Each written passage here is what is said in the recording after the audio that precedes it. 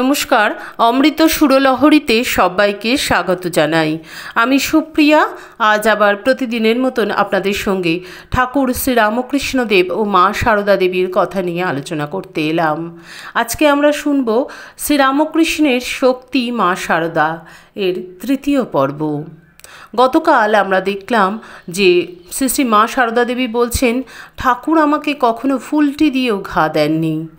ঠাকুর মাকে কতটা সম্মান করতেন, কতটা শ্রদ্ধা জানাতেন, মায়ের প্রতি মায়ের যে স্বরূপ তিনি কতটা জানতেন, তার জন্য মাকে সবসময় সম্ভ্রম ভরে শ্রদ্ধা করতেন। যখন ঠাকুরের জন্য শ্রী শ্রী মা খাবার নিয়ে আসতেন, তখন শ্রীরামকৃষ্ণ মা ব্রহ্মময়ী বলে সম্ভ্রম ভরে উঠে দাঁড়াতেন। আবার যখন মা সারদা দেবী শ্রীরামকৃষ্ণের পদসেবা করতেন, তখন ঠাকুর দুহাত তুলে নমস্কার করতেন। তো এই যে ছোট ছোট ঘটনাগুলি থেকে আমরা দেখলাম যে ঠাকুর শ্রীরামকৃষ্ণ মা সারদা দেবীকে কতটা শ্রদ্ধা করতেন, তার স্বরূপ কতটা উপলব্ধি করতেন, যে তিনি স্বয়ং সেই আদ্যাশক্তি মহামায়া। আজকে আমরা তৃতীয় পর্ব শুনব। চলুন শুরু করি। শুধু যে শ্রীরামকৃষ্ণই নিজে শ্রীমায়ের প্রতি সম্ভ্রম ও সৌজন্য প্রকাশের ব্যাপারে সদা সতর্ক ছিলেন তাই নয়, অপরেও যাতে তার প্রতি আচরণে কোনোভাবে অসম্মান বা অশ্রদ্ধা প্রদর্শন না করে সে বিষয়েও সর্বদা সজাগ ছিলেন। এটা যে স্বামী হিসেবে স্ত্রীর প্রতি তার কর্তব্য বোধে করতেন তা কিন্তু নয়। শ্রীমায়ের স্বরূপ তার মনে সবসময় জাগরুক ছিল। তিনি জানতেন, যদি কেউ স্বয়ং আদ্যাশক্তিকে অশ্রদ্ধা দেখায় তাহলে সে নিজেরই চরম অকল্যাণ ডেকে নিয়ে আসবে। হৃদয়, যিনি শ্রীরামকৃষ্ণের সাধনকালে ঐকান্তিক সেবা যত্নের দ্বারা তাঁর শরীর রক্ষা করে রামকৃষ্ণ ভক্তমণ্ডলীর কাছে অশেষ কৃতজ্ঞতাভাজন হয়ে রয়েছেন, তিনি সারদা দেবীর সঙ্গে প্রায়ই দুর্ব্যবহার করতেন। হৃদয় অবশ্য শ্রীরামকৃষ্ণের সঙ্গেও মাঝে মাঝে খারাপ ব্যবহার করতেন, তিনি সেসব সহ্য করে নিতেন। কিন্তু শ্রী শ্রী মায়ের প্রতি দুর্ব্যবহার প্রসঙ্গে একদিন তাকে সাবধান করে বলেছিলেন, ওরে হৃদে, নিজেকে দেখিয়ে একে তুই তুচ্ছ তাচ্ছিল্য করে কথা বলিস বলে ওকে মানে শ্রী শ্রী মাকে আর কখনো এমন কথা বলিসনি। এর ভিতরে যে আছে সে ফোঁস করলে হয়তো রক্ষা পেলেও পেতে পারিস, কিন্তু ওর ভিতরে যে আছে সে ফোঁস করলে তোকে ব্রহ্মা বিষ্ণু মহেশ্বর রক্ষা করতে পারবেন না। এই প্রসঙ্গে আরও একটি ঘটনার কথা উল্লেখ করা যেতে পারে। শ্রীরামকৃষ্ণ তখন শ্যামপুকুরে, ভক্তেরা তাকে চিকিৎসার জন্য সেখানে নিয়ে গিয়েছেন। শ্রীমা রয়েছেন দক্ষিণেশ্বরে। সে সময় একদিন গোলাপ মা কথায় কথায় যোগেন মাকে বলেছিলেন, দেখো যোগেন, ঠাকুর বোধহয় মার উপর রাগ করে কলকাতা চলে গেছেন। যোগেন মার কাছে ওই কথা শুনে শ্রীমা কলকাতা গিয়ে শ্রীরামকৃষ্ণর কাছে কেঁদে বললেন, তুমি নাকি আমার উপর রাগ করে চলে এসেছো? শ্রীরামকৃষ্ণ বললেন, না, কে তোমায় এ কথা বলেছে? শ্রীমা বললেন, গোলাপ বলেছে। তখন শ্রীরামকৃষ্ণ রেগে গিয়ে বললেন, সে এমন কথা বলে তোমায় কাঁদিয়েছে? সে জানে না তুমি কে। গোলাপ কোথায়? আসুক না। শ্রীমা তখন শান্ত হয়ে দক্ষিণেশ্বরে ফিরে গেলেন। পরে গোলাপ মা শ্রীরামকৃষ্ণর কাছে এলে তিনি তাকে খুব ভৎসনা করে বললেন, তুমি কি কথা বলে ওকে কাঁদিয়েছ? জানো না ওকে? এক্ষুনি গিয়ে তার কাছে ক্ষমা চাওগে। গোলাপ মা তক্ষুনি হেঁটে দক্ষিণেশ্বরে শ্রীমায়ের কাছে কাঁদতে কাঁদতে গিয়ে ক্ষমা চাইলেন। অন্য এক সময় শ্রীরামকৃষ্ণ বলেছিলেন, নহবতে যে আছে সে যদি কোনো কারণে কারো উপর বিরূপ হয় তো তাকে রক্ষা করা আমারও সাধ্যাতীত। আদ্যাশক্তিকে অসম্মান করলে যেমন মানুষ নিজের চরম অকল্যাণ ডেকে আনে, তেমনি আবার তিনি প্রসন্ন হলে মানুষ পরম কল্যাণ ও শ্রেয় লাভ করে ধন্য হয়। শৈশা প্রসন্না বরদা নৃণাং ভবতি মুক্তয়ে। তিনি প্রসন্ন হলে মানুষকে চরম পুরুষার্থ লাভের অভীষ্ট বর প্রদান করেন। শ্রীরামকৃষ্ণ তাঁর অন্তরঙ্গদের সে বিষয়ে অবহিত করে দিয়েছিলেন। শ্রীরামকৃষ্ণ তখন কাশীপুরে অসুস্থ। যোগীনমার মনে বৃন্দাবনে গিয়ে তপস্যা করার বাসনা হলো। তিনি একদিন তা শ্রীরামকৃষ্ণকে জানালেন। শুনে শ্রীরামকৃষ্ণ খুব আনন্দ প্রকাশ করলেন। বললেন, তুমি বৃন্দাবনে যাবে? বেশ হবে, যাও, সব সেখানে পাবে। কিন্তু পরক্ষণেই শ্রীমাকে দেখিয়ে বললেন, ওকে বলেছ? ও কি বলে? শ্রীমা তাড়াতাড়ি বললেন, যা বলবার তুমি তো বললে, আমি আবার কি বলবো? শ্রীরামকৃষ্ণ সে কথা শুনেও শুনলেন না। যোগীনমাকে বললেন, ওগো বাছা, ওকে রাজি করিয়ে যেও, তোমার সব হবে।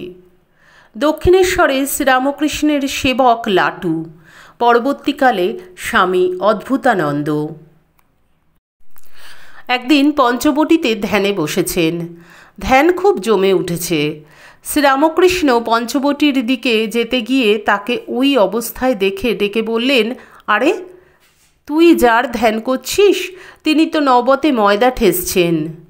আর একদিন শ্রীরামকৃষ্ণের আর এক সন্তান যোগিনকে, পরবর্তীকালে স্বামী যোগানন্দ, শ্রীরামকৃষ্ণ নহবতে নিয়ে গিয়ে শ্রী মাকে দেখিয়ে বললেন, ওর চরণ ধরে পড়ে থাক, ওখানে তোর সব হবে। লাটু মহারাজ বলেছেন যে শ্রীরামকৃষ্ণ একদিন তাকে বলেছিলেন, দেখ, এখন থেকে যেসব জিনিস আসবে সব নহবতে এনে দেখাবি, তারপর সবাইকে দিবি। এর কারণ ব্যাখ্যা করে লাটু মহারাজ বলেছেন, জিনিসগুলোর দোষ কাটাবার জন্য তিনি মায়ের কাছে নহবতে পাঠাতে বলতেন।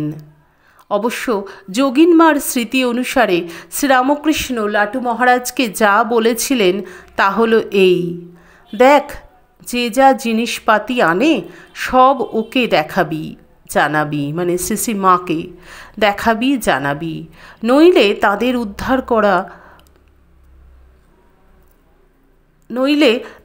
উদ্ধার কেমন করে হবে।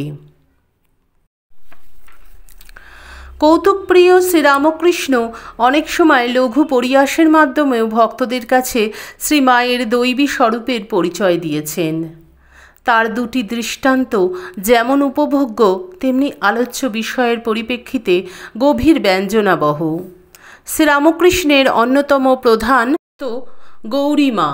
সে সময় দক্ষিণেশ্বরে শ্রীরামকৃষ্ণের কাছে সবে যাতায়াত আরম্ভ করেছেন। মাঝে মাঝে তিনি সারদা দেবীর সঙ্গেও নহবতে থাকেন। একদিন গৌরীমা দক্ষিণেশ্বরে এসেছেন। নহবতে সারদা দেবীর সঙ্গে রয়েছেন। শ্রীরামকৃষ্ণ সেখানে গিয়ে গৌরীমাকে কৌতুক ভরে বললেন, বলতো গৌরীদাসী, তুই কাকে বেশি ভালোবাসিস? কৌতুকপ্রিয়তায় গৌরীমাও কিছু কম ছিলেন না। সোজা কথায় কোনো উত্তর না দিয়ে তিনি একটি গান ধরলেন। রাই হতে তুমি বড় নও হে বাঁকা বংশীধারী, লোকের বিপদ হলে ডাকে মধুসূদন বলে, তোমার বিপদ হলে পরে বাঁশিতে বলো রাই কিশোরী। গানের মাধ্যমে গৌরীমার উত্তরের তাৎপর্য সহজেই অনুমেয়। শ্রীমা লজ্জায় গৌরীমার হাত চেপে ধরলেন। শ্রীরামকৃষ্ণ হার মেনে তাৎপর্যটিকে স্বীকার করে হাসতে হাসতে সেখান থেকে বিদায় নিলেন। আগামীকাল আমরা আবারও শুনব এর পরের অংশটি। আগামীকালের অন্তিম পর্ব শুনব শ্রীরামকৃষ্ণের শক্তি মা সারদা দেবী।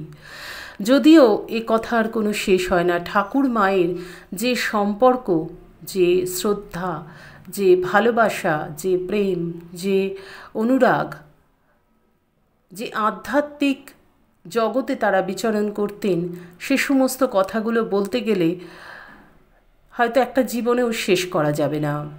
কিন্তু যতটুকু আমরা এই বই থেকে পাই ততটুকুই। আমি যে বইটি থেকে পাঠ করছি, বইটির নাম শতরূপে সারদা। তো খুব সুন্দর এই সমস্ত যে কথাগুলি আমরা শুনছি, সেগুলোও যদি আমরা সেই চিত্রপটে, সেই জায়গাটাতে, সেই মানুষপটে ফুটিয়ে তুলে একটু ভাবি, চিন্তা করি, তাহলে বুঝব যে ঠাকুর কত বড়, মানে কত বড় একজন ভগবান ছিলেন, কীরকম তার স্ত্রীর প্রতি শ্রদ্ধা ভালোবাসা ছিল, এবং তার যে শক্তি, যেমন মা কালীর শক্তি মহাদেব, তো ঠাকুরের শক্তি ছিলেন মা সারদা দেবী। সেই শক্তিকে কিভাবে তিনি রাখবেন সেটা তিনি সকলের সমক্ষে বলে দিচ্ছেন যে তার প্রকৃত স্বরূপ কী, তাকে তিনি রুষ্ট হলে কি ঘটতে পারে, আর তিনি সন্তুষ্ট হলেই বা কী ঘটতে পারে। কেউ যাতে তাকে ভুলবশত কোনো রকম আঘাত না করে সেটা বারবার সাবধান করে দিচ্ছেন। এবং ঠাকুরই আমাদের কাছে মাকে চিনিয়ে গেছেন। ঠাকুর যদি মায়ের স্বরূপ আমাদের কাছে না চেনাতেন, আমরা কোনোদিনই মাকে চিনতে পারতাম না। তো এই সমস্ত ঘটনাগুলি থেকেই কিন্তু আমরা মায়ের স্বরূপ জানতে পারি, চিনতে পারি। আজকে এখানেই শেষ করব। আবার আপনাদের সঙ্গে দেখা হবে আমার আগামীকাল শ্রীরামকৃষ্ণের শক্তি মা সারদা এর অন্তিম পর্ব নিয়ে। ঠাকুর মায়ের কৃপায় আপনারা সকলে খুব ভালো থাকুন, সুস্থ থাকুন, সকলের মঙ্গল হোক, সকলের ভালো হোক। ঠাকুর মায়ের চরণে আভূমি লুণ্ঠিত প্রণাম জানিয়ে আজকের ভিডিও এখানেই শেষ করছি। আবার আপনাদের সঙ্গে দেখা হবে আগামী ভিডিওতে। হরি ওম তৎসৎ। শ্রীরামকৃষ্ণ অর্পণমস্তু। জয় মা শারদেশ্বরী, জয় তু স্বামীজি মহারাজ।